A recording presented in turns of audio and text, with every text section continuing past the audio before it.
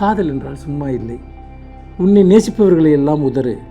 அந்த ஒருவர்தான் உலகம் என்று கண்மூடித்தனமாக நம்பு. என்றோ நிகழ்ந்த ஒரு இனிய தருணத்திற்காக 1000 கசப்புகளை விழுங்கி காத்திரு. காதல் என்றால் சும்மா இல்லை. எல்லாவற்றையும் விட்டுக்கொடு. எல்லா துரோகத்தையும் மன்னித்துக்கொள்.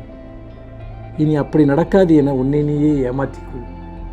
எவரிடத்தும் சொல்ல முடியாத அவமானங்களால் தனியறையில் வாய்விட்டு அழு. காதல் என்றால் சும்மா இல்லை. அன்பின் தருணம் ஒன்றின் பழைய புகைப்படத்தை ஏக்கத்துடன் எடுத்து பார்த்துக்கொள்.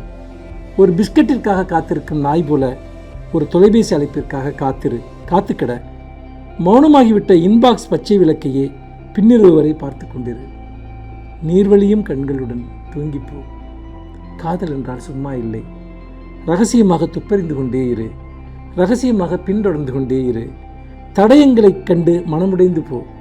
எதுவுமே மாறவில்லை என தெரிந்து இன்னொரு தற்கொலை கனவை காண். காதல் என்றால் சும்மா இல்லை.